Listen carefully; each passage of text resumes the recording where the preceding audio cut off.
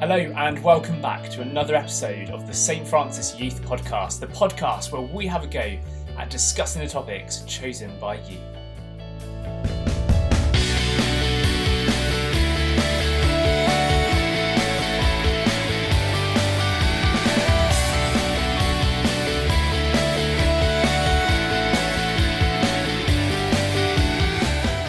It's Friday, which means another episode of the St. Francis Youth Podcast. Welcome back. I did a little dance. I think that last episode, Lauren's inspired me to have a bit more dance in my life. So thanks for that, Lauren. Anyway, where was I? Welcome back. It's a Friday, another episode of the St. Francis Youth Podcast. We are going to be doing these right up to the end of July. We've got some great guests lined up for you, which I'm super excited about. Seb and I had a great conversation with Andre. And he is head of relationships at the Naked Truth Relationships Project. He co-wrote a book called Relationship Dilemma with Rachel Gardner. He is a guy full of wisdom and insight on dating, and we hope that you'll find this episode really, really helpful. We asked him some of the questions that you raised on Instagram, so hopefully you'll get a chance to hear some of your questions answered by him as well. So here is another episode. Enjoy.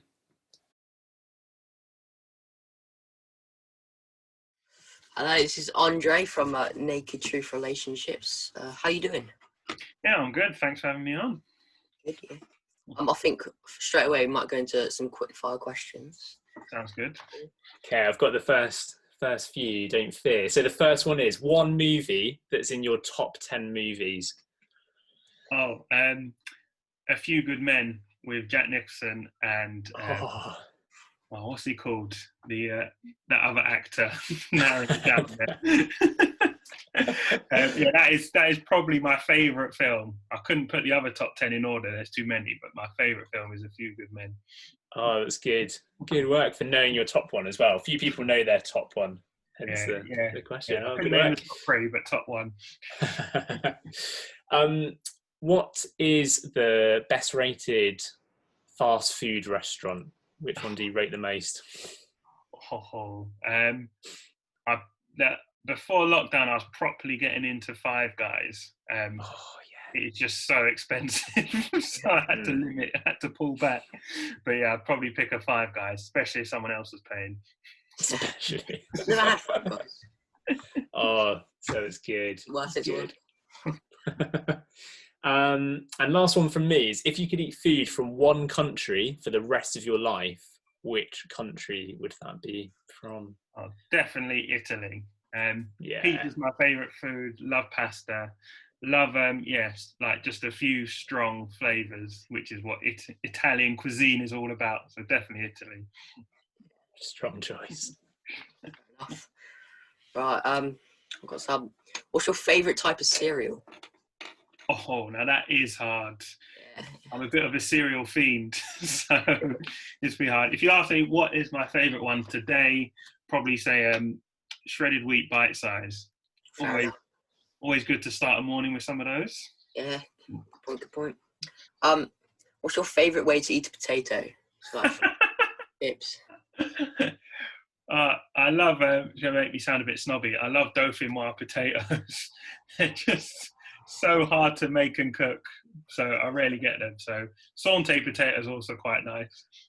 Nice. Wow, that is the first time that's been an answer to that question. Good work. I don't know if that's good or bad, but there you go. And what 3 things would you take to a desert island if you had to live there? 3 things to take to a desert island. Usually this is a point where people say some sort of flare gun, but you said to live there, so you've trapped me. So yeah. I'm going to have to say, obviously a Bible. Good answer. Thank you. Necessary answer. Something to keep me warm. I hate being cold, so some even matches to start a fire, or some sort of very warm jacket or something like that. And last one, probably some sort of hammock, because I hate not being able to sleep properly. So, sleeping on some rocks or some sandy beach doesn't appeal. So some sort of hammock would be good. Fair enough. Got a good start there. All right. Thanks. All right, let's move on to some deeper questions. I've got the first one. How did you come to faith, and could you share a bit about your journey towards faith? Yeah, so very long story short, I guess. I became a Christian when I was 15, so I was in my last year of high school. I would have said I believed in God before that point, but never went to church, never really explored what that meant. It never affected my life. But I was struggling at school in the whole like macho culture of you need to have a girlfriend and you need to be having sex if you want to be considered a real man. And that was really getting to me in high school. And so at the time, for reasons unbeknown to me, I prayed about it. Like I said, I believed in God, but didn't go to church. But it was just getting so much. I was obviously quite desperate. And so I prayed about it and like had this whole list of questions that I asked God. 2 weeks later, I got dragged along to church by a mate, and the talk was on sex before marriage. And literally all the questions I had asked God were answered in that sermon. And the preacher at the time said a lot of things, but the one thing that really stuck with me is he said, look at Jesus. He was single. He was never married. He never had sex. And look at the impact his life has had and how it's still impacting people today. Just because you're not having sex doesn't mean you're not worth something. And so like there and then I committed to practicing not having sex before marriage. And before I became a Christian, never had anyone who's done it in that order before, but there you go. And then, between that first night, so I kept going back, and about 2 months later, there was a church weekend away. And I'll say between that first night and that church weekend away, like in amongst that, I gave my life to Jesus and never looked back. So, and that was over 15 years ago now. I always love hearing your testimony because you're the only person I know that has come to faith in a sex talk. Yeah, I like to be a bit edgy, a bit different. So good. But actually that theme of sex and relationships has kind of followed you all the way through, hasn't it, really? Oh, so yeah. Now you're head of relationships. Can you tell us a little bit about what you do? Yeah, so in 2000, so like you say, Paul, like my journey, my faith, my relationship with God is very much bound up with, the whole idea of relationships. What's it mean to be in a loving relationship with God and with others? And even though I became a Christian, as many of us know who have maybe taken that step, it doesn't mean life's perfect. There's still a lot of issues to deal with in terms of relationships and how you relate to girls and how you build romantic relationships, and brought a lot of baggage, I guess, into that whole area of my life, even after I became a Christian. So my whole walk, my whole faith is tied up with those questions and has been for the last 15 plus years. And I wrote a book on dating called The Dating Dilemma, and then off the back of that founded a charity which has now become known as Naked Truth Relationships and partners with a wider charity called Naked Truth Project. And my role is essentially to do teaching around relationships, particularly dating, but early marriage, as well as singleness. How do we build relationships which cause us to thrive and find fulfillment, no matter what our relationship status is, but particularly if we're exploring questions around dating. And so, I did that full time for many years. Now work on more of a freelance role because I've started training for ordination within the Church of England. And so, my life looks very different now to what it did last year. But still doing work with Naked Truth Relationships.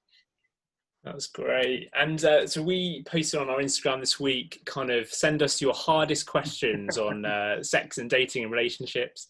And we're hoping that you're the man that can help us out sorting out through some of these questions. Is that all right? What an introduction. So the first one is, and I think this is actually really, really sort of good starting point, is does the Bible actually say anything about dating as a young person? Yeah, that's a really good question, one I get asked a lot. The short answer is no, and I think even if you take away young person, does the Bible say anything about dating? I'd have to say no. And when the Bible was written, it was written in an arranged marriage context, which basically meant your parents or your older sibling basically decided who you're going to get married to. This whole concept of dating, this whole dating culture, which I argue has only been in Britain / the West for about 100 years. It's no older than that. Is actually quite a rare phenomenon. So when Paul was writing his letters, when the Bible was being written, this whole idea of dating and what we how we find partners in our culture was just totally alien. And I think it's quite unhelpful when people can sometimes take scripture and try and shoehorn in a blueprint for dating, or, unhelpful phrases like, "Oh, just wait long enough and he or she will arrive," or, "God knows the desires of your heart, so I'm sure they'll come along soon." I think it's quite unhelpful. And so I think it's more helpful to say, what does the Bible say about relationships in general? As well as what does the Bible say specifically about romantic relationships? And that will be in a marriage context. But how do you take the general principles from what it does say about romantic relationships and the general principles from relationships and start to build a framework that can help us in this new cultural phenomenon? So rather than trying to find text and apply it directly, what do you learn about the character of God and his heart for relationships? And so I often talk about this idea of selflessness. So the Bible talks about loving your neighbor as yourself, whether you're talking about friendships or relationships with our enemies or relationships with people in our churches or in our communities. It's this idea of be selfless, put other people first. And so how do you translate that into dating, especially in a culture which says dating's all about being selfish and looking after number one? If you like him, go out with him. If you don't like her, dump her. And it's all very me focused, but how do you turn it into an us focus and put the other person first and build a relationship based on those biblical principles? That's so helpful. So you're saying, rather than the Bible setting out a blueprint on here's 10 steps for dating as a young Christian, it's showing you something of God's heart that we're able to kind of learn to replicate and embody ourselves. Yeah, and it means harder work, and it would be great if you could turn to Ephesians chapter 10, and Paul says after the first date, play it cool, and you don't text back straight away and all that. But I think learning God's rhythm and God's heart, and not trying to say we can take the bits of the Bible we like and ignore the others, but just saying dating isn't mentioned in the Bible, so it's not an option to just look for a blueprint.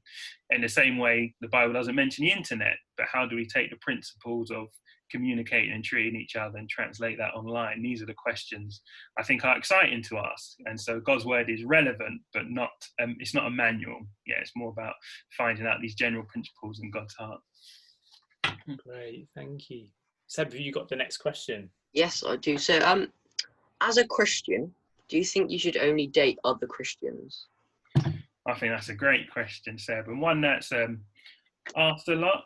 And I think it's important to know that there are Christians in church who are in relationships with non-Christians, or dating non-Christians, or fancy non-Christians. And so this isn't just an academic question, so I do tread carefully. But I find sometimes that binary choice quite unhelpful, because the assumption is if you go out with a Christian, your relationship will be great and God-honouring. But I know 2 Christians who have gone out and their relationship has been a mess for a variety of reasons, and it hasn't worked out. And so just because you go out with a Christian doesn't mean your relationship's going to honour God. And so to flip that around, just because you go out with a non-Christian, does that mean your relationship's not going to honour God? I think it's a better question to ask, what kind of relationship do we want to build? Do you want a relationship where you are both spurring each other on to get closer to God, where you are both supporting each other, and the vision for your life is intertwined, and you can encourage each other and grow in that and work through the hard times and put God at the center? If that's the kind of relationship you want, is this person in front of you going to help you achieve that? And I think that's a much better question, rather than are they a Christian, are they not a Christian, do they raise their hands in worship? I think, what are these deeper visions for our lives, and what is our vision for a relationship, and is that person in front of us going to spur us on or take us further away from that? And obviously we'll never know that, be able to answer that question fully, but I think that's a better starting point than have they ticked a box or not. Yeah. I can answer questions like these, to be honest. Quick. Right, we've got another one. Is it okay to date someone even if you know it won't end in marriage? Short answer is yes, I think it is. I think, if you take that to the extreme, either end, because there's people who say you should only date the person you're going to marry. That's impossible. No one knows after 1 or 2 dates if you are suitable for life, if you can build, a sustainable relationship. The other extreme of that is, just go out with loads of people and see what happens and not care about the consequences. I think that's unhelpful as well. So there just needs to be this acceptance that actually part of dating is getting to know each other.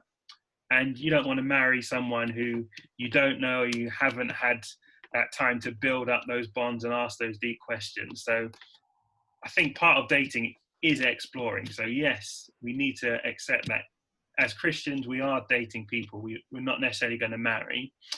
And to caveat that with, obviously it's good to have some idea. If you're someone who says, actually, I do only want to marry a Christian, or I only want to marry someone who is can support me in this way, and who I find gets my humour and vice versa, and we all have things like that. So having some sort of what is the end goal.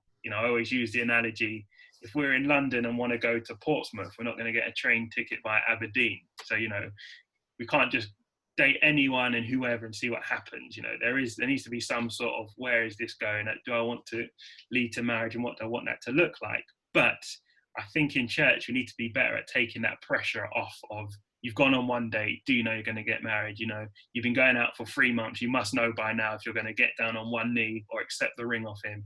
I think that's really unhelpful, and I think the pressure can actually cause a lot of problems. And so we need to understand there is that space between, yes, having some sort of long-term vision for the relationship, but also realizing that dating is about getting to know each other and communicating in that and seeing if there is a bond there. And I think it's good to learn how to communicate in that space. I think a lot of people, they start dating, some don't even call it dating because they don't even like that label. And there's a lot of confusion, and from that confusion comes hurt and comes disappointment. Just communicating, where do you see this relationship potentially going? Why are we on this date? Those kind of questions, which don't need to be big, they don't need to be long questions, don't need to be heavy, but just having that grown-up conversation, that communication can take out a lot of confusion and help people see, well, are we in this together? And I think the Christian community need to learn how to break up well as well. I think a lot, I've been doing these things around relationships and teaching on dating in particular for over 10 years now. And most of the damage is done through bad breakups. And obviously no breakup is fun. And sometimes the breakup is one-sided rather than mutual. But learning how to break up well and communicating why you don't think it's going to work and how you move on from dating to, being ex-girlfriend and boyfriend, whatever, I think so important, and will reduce a lot of the damage done. So, yeah, for those of you who are dating or wanting to date, just take that pressure off of, I need to know within the first few months, first few dates we're going to get married. It is meant to be about exploring. But I'd caveat that with, let's start communicating better. And if it's not working, or you don't think it's working, we need to communicate that in the most loving, upfront, honest way, and in order to reduce the damage done from bad breakups. Amazing, thank you. Andre, let's talk about sex. I thought that question was coming. So, sex before marriage as a Christian, is it okay? Yeah, so when I look at scripture, the vision I think God paints for sex is for it to be within committed relationship of marriage. And I caveat that again with God's forgiveness knows no bounds. I know there's people listening to this who may have done stuff they regret, or have had sex before marriage. And so often the church communicates that if you've done it once and it's over, there's no going back, God hates you. And I think that is rubbish, and it's not God's heart, and it's not, part of God's ability to forgive us and wanting to forgive us. So whether you are a virgin or not, I think making a commitment to not have sex before marriage is honouring God. So it's not about, have we done it before, yes or no? It's about, what do we want our life to look like going forward? And I think God will always honour that.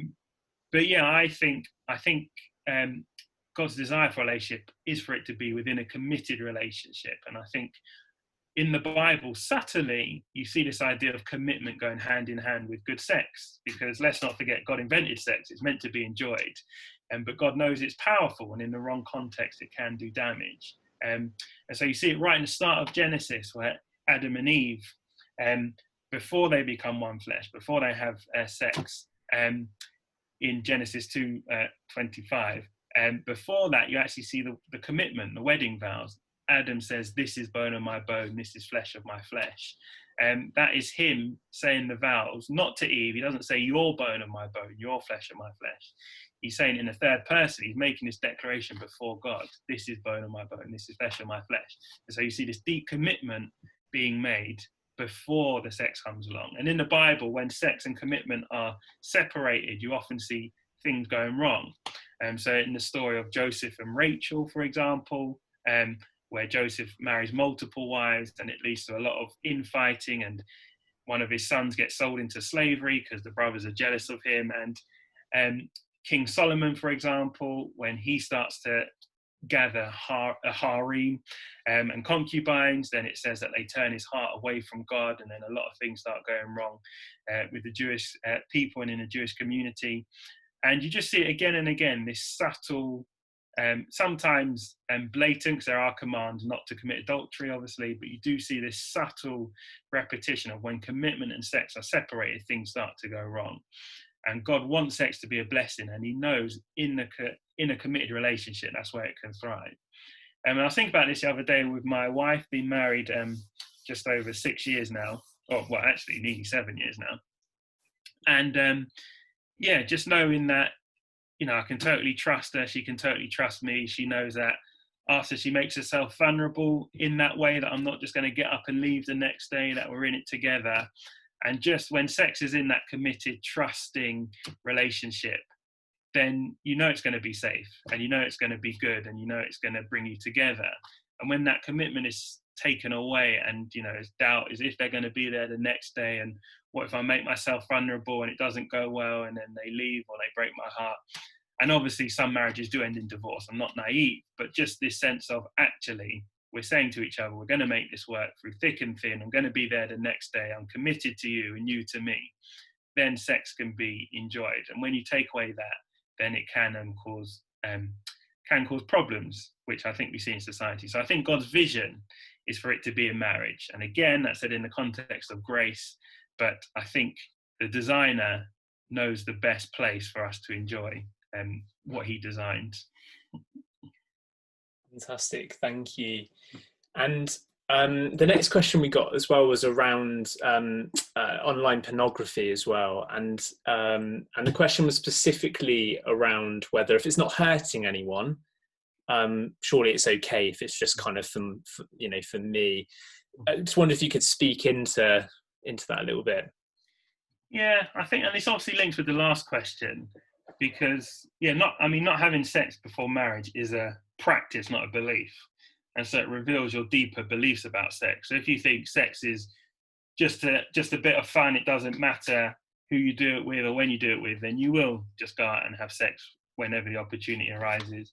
But if you believe there's a different vision which God has given us, which I believe will bring me true fulfillment, then that belief reveals a practice of not having sex before marriage. And pornography, I think, goes into this, and the wider project that my project, Naked Truth Relationships, is part of, which is called Naked Truth Project, has a lot more information about this. But we would say, actually, doing it on your own can actually builds up a view of sex and can distort God's view of what sex is designed for, like what the deeper belief is. And so in the Bible, you see sex is presented as being between two people. And as I said, the best place for that is in a committed relationship. And so when you take sex out of that, so you're looking at porn on your own, you're taking it out of that design that God has. And again, this is said in the context of grace, but looking at porn takes it out of that design and starts to teach us that it's not important for it to be between two people. In pornography, people aren't married, they're not in committed relationships. Sex is reduced to just a physical side. And, relationships involve two hearts, two minds, two souls, two bodies.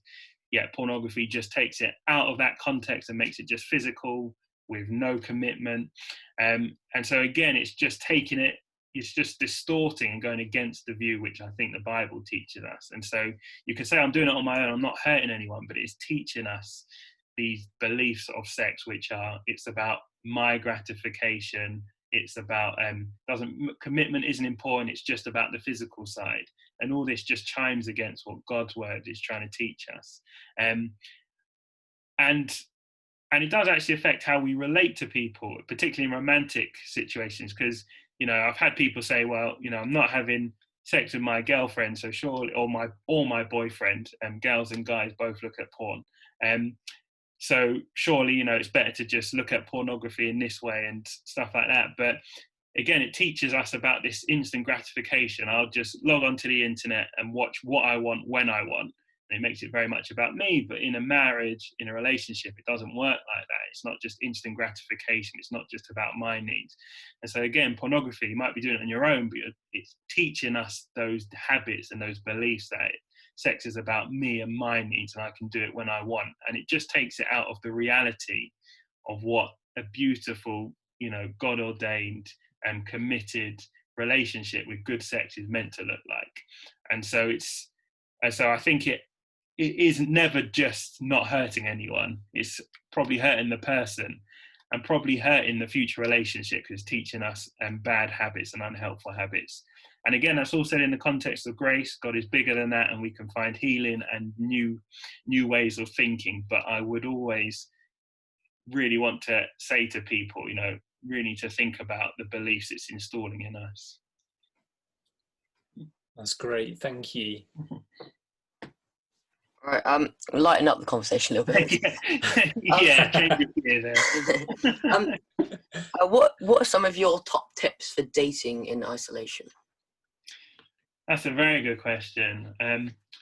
Obviously, I've never dated in isolation. This whole lockdown pandemic is new to all of us. I think the closest thing I've come to it is dating long distance relationship, which is obviously a bit similar, like not being able to see. When me and my now wife weren't married, we had a long distance relationship for about a year and a half. And obviously there are people in lockdown now who can't see each other and not be in the same house or same place, etc. I would say I'd really focus on, which I'll say it's about any relationship to be fair, but really focus on communication. You need to find a way that you can communicate, whether that be through Zoom or phone call or whatever. When me and my now wife had long distance, whenever we had a phone call, it always seemed to end in an argument. So for us, communicating via phone just wasn't the best way. Video calls were better, or more frequent visits. For example, obviously that can't happen at the moment in lockdown with many people. But find a way to communicate, and also seeing it as what is being gained through this. Like, I think it's easy to say, oh, we're not together, and because we're not together, the relationship's bad, and it's a bad situation, which it is. I don't want to make light of that. But how do you say, actually, what can we learn about each other and about relationship through this time? Being not seeing each other every day, and maybe taking up our individual hobbies, and then being able to come together and support each other in that and learn about that. And so seeing actually what can benefit the relationship during this time, instead of just thinking, when's it going to go back to quote unquote normal? I think it's really helpful. But yeah, I think communication is really key. And yeah, working out together how you could grow the relationship during this time, instead of just pining for how it was, I think is really important as well. Yeah. Andre, that's been so helpful. Thank you so much for that. And obviously there's so much more we could ask and so much more we could explore together. But where can people find you in order to kind of explore? I know that you write quite a bit. Yeah, so Naked Truth Relationships, or ntrelationships.com. There's loads of blogs on there. There's also a podcast. If you're listening to this, I guess you like podcasts. So done interviews with people who are single, a couple who are dating currently, which that was really interesting, and someone who got divorced, and two single guys, did a podcast with two single girls, people at very different stages of relationships, and just talking about faith and what they've learned and questions that have arisen from their unique situations. And yeah, that's on the ntrelationships.com/the podcast. Well, it's the dash podcast, so the podcast with a hyphen in the middle. So that would be great if you could check that out. And yeah, social media, NT Relationships on Instagram, Twitter, Facebook, putting stuff out even during lockdown. So yeah, it'd be great to connect through those ways, really. That's great. And there's some really, really helpful content on there. We'll include links down here, wherever that is. And also we'll just point you towards Andre's book that he co-wrote with Rachel Gardner as well. And it's a great read, and just full of some really helpful insights. So just would encourage people to check that out as well. Andre, thank you so much for joining us. That's been great. Oh, pleasure. Thanks for having me.